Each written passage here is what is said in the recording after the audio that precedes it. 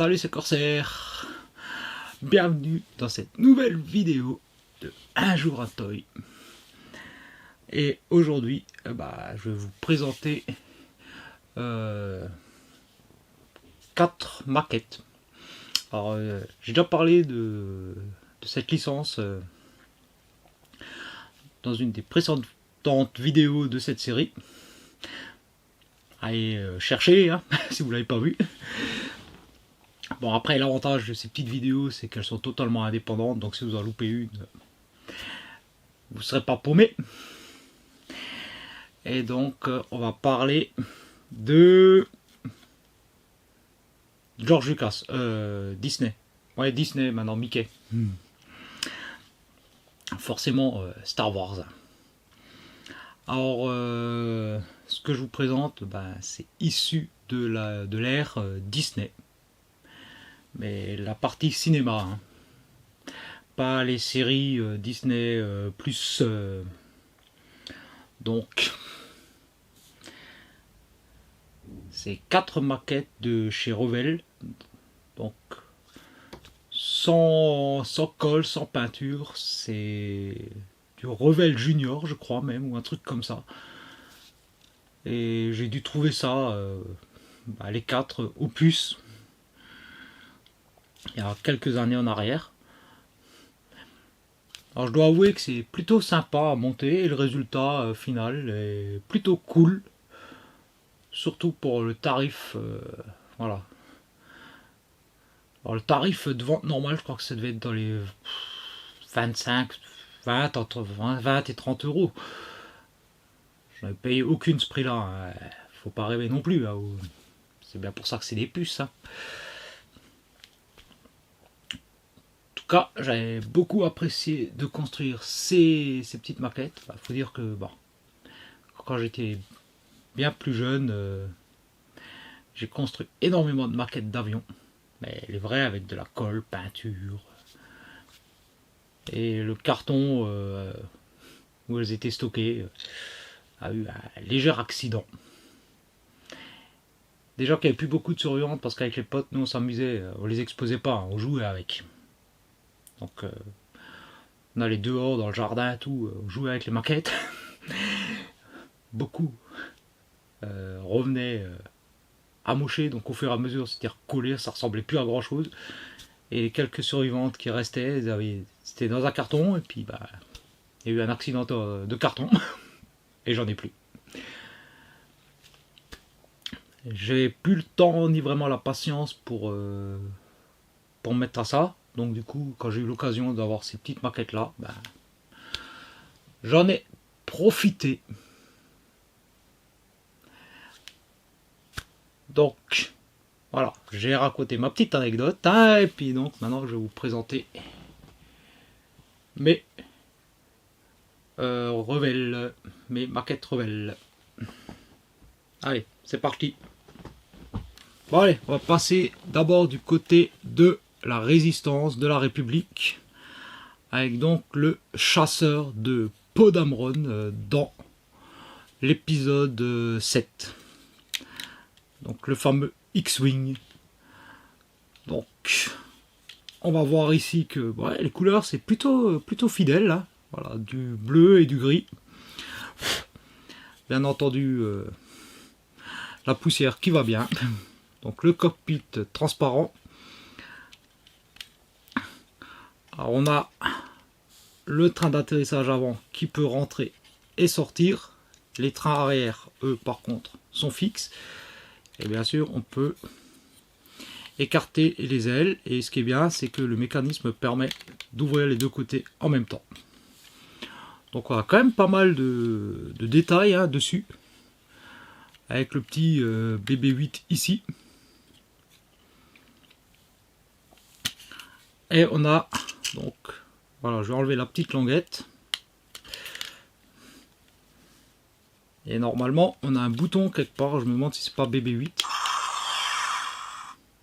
Voilà, c'est sonore, donc ça marche avec des piles boutons. Hein.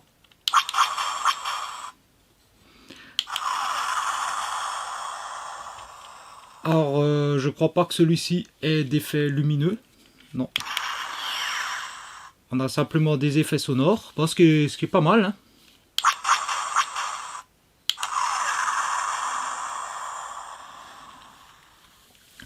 Donc voilà pour le X-Wing de Podamon. Et donc quand j'ai acheté celui-ci,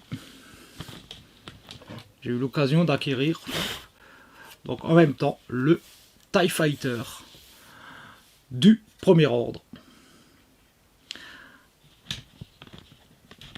Ah si, alors ah tiens, j'ai oublié de montrer un truc. Voilà, sur le X-Wing en fait, on peut ouvrir donc la verrière et donc voir l'intérieur du cockpit. Voilà pour les features du vaisseau. Alors pour un truc qui est vendu une vingtaine d'euros, franchement c'est stylé quoi. Et bon, comme je l'ai dit, voilà, donc j'ai eu le X-Wing et forcément bah, faut le TIE Fighter qui va avec, hein. Donc pareil, voilà, donc les grands panneaux sur le côté. Alors il y a à chaque fois à peu près une centaine de pièces, hein, par vaisseau. Donc là aussi on peut ouvrir le dessus pour laisser apparaître le cockpit. Alors il n'y a pas de pilote. D'un côté c'est un peu dommage qu'il n'y ait pas les pilotes, hein. Et donc pareil, je vais enlever la petite languette derrière. Et on peut voir ici en dessous le haut-parleur. Alors il faut juste que je me rappelle où est-ce qu'il faut appuyer sur celui-ci pour avoir les effets sonores. Je ne sais plus. Je sais qu'on a des effets sonores, lumineux ou sonores dessus. Non, visiblement, bon, le bouton est en dessous. Mais je crois que lui, bah, les piles sont cuites.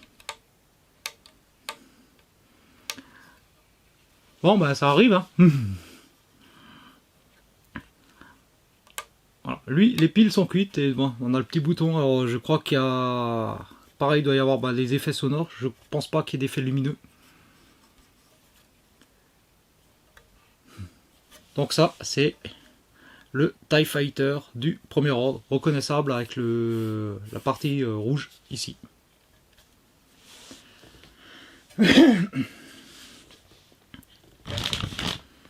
Allez, on continue dans les vaisseaux. Putain, il est vraiment poussiéreux celui-là, hein. Donc, la navette de Kylo. La navette de Kylo Ren. Donc pareil, avec pas mal de détails partout. Sur le dessus. Donc sur le dessous, ici, on peut voir donc déjà qu'il y a la languette pour les piles. Donc on a la verrière, pareil. On peut ouvrir ici. Donc pareil, c'est vide. Alors la particularité de celui-ci, je ne sais pas si ça va être visible à la caméra, mais Kylo est aux commandes. Et donc, pareil, on peut enlever la languette. On va voir s'il fait comme le TIE Fighter. Voilà. Je sais pas si vous avez entendu le son. Bon, les piles sont vraiment cuites, hein.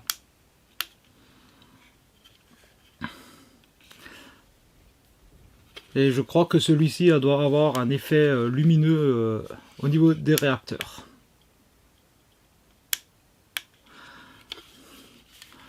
Bon après moi je m'en sers comme expo donc putain, si on enlève la poussière on voit un peu mieux les détails. Mais je les bouge jamais ces trucs aussi, voilà. Et comme c'est chiant à nettoyer là où ils sont. Ah, vous avez quand même de la chance, hein. Je les descends exprès des étagères pour vous les montrer. Soyez déjà contents de ça. Hein. Et donc on va terminer avec le dernier. Le AT-AT, mais il a un autre nom, lui, c'est le AT-AT de Rogue One. Film que j'avais beaucoup aimé. Donc lui, on a la tête articulée, on a les canons sur le nez qui sont articulés. Beaucoup de détails. Alors on reconnaît AT-AT de Rogue One avec les parties orange sur le côté. Donc on a les papates qui peuvent bouger. Alors, on a des articulations en haut au niveau du genou de la papate qui peut aller dans un sens ou dans l'autre. Et on peut incliner également le pied. Donc pour lui donner vraiment une pose stable. Parce que sinon c'est un peu compliqué avec ces pauvres AT-AT. Et donc vous l'aurez vu ici, donc on a la petite languette et sur le dessus ici.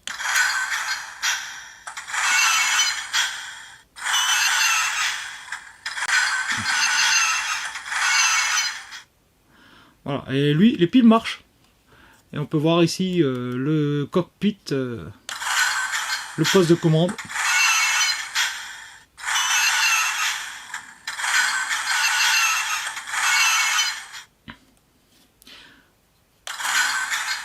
Bon bah apparemment il n'y a qu'un seul effet sonore et lumineux.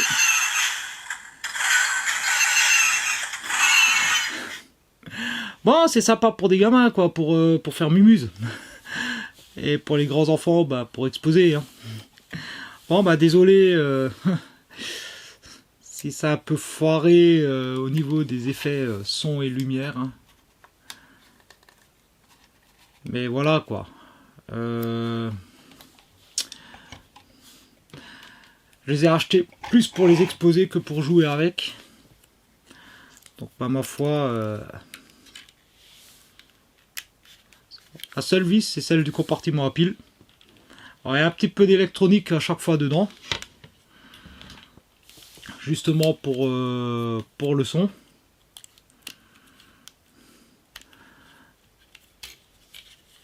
Bon, je vais remettre mes languettes hein, quand même. Tant qu'à faire, même s'ils ne servent plus à grand chose pour la plupart d'entre eux. Donc franchement, non mais à l'époque, même à plein tarif, ça restait quelque chose de correct au niveau tarif. Hein. Je veux dire, c'est plutôt grand, plutôt bien détaillé. On a quelques petites features, voilà, du style, voilà, un cockpit qui s'ouvre, un train d'atterrissage, des ailes qui se déploient, des pattes qui bougent. Puis on a du son et de lumière pour certains d'entre eux. Donc, franchement, ça reste plutôt cool. Hein. Oui, alors je sais, la vidéo sera un peu plus longue que les autres, mais je voyais pas trop l'intérêt de les montrer l'un après l'autre. Hein. Mais je voulais vous les montrer quand même. Bon, vous aurez compris que j'ai plus de côté obscur que du côté lumineux. C'est vrai que les vaisseaux ennemis sont toujours, je trouve, plus cool dans Star Wars que les vaisseaux alliés. Mais bon, là c'est pur hasard, hein. C'est les découvertes opus qui ont fait que j'ai un X-Wing et 3 véhicules du premier ordre. Bon, je vois d'après mon timer que j'ai 15 minutes de vidéo. Pour des petites vidéos qui se veulent courtes, ça fait déjà beaucoup. Donc moi je vous dis à demain pour une nouvelle vidéo de Un jour à Toy en attendant Noël. Allez, ciao.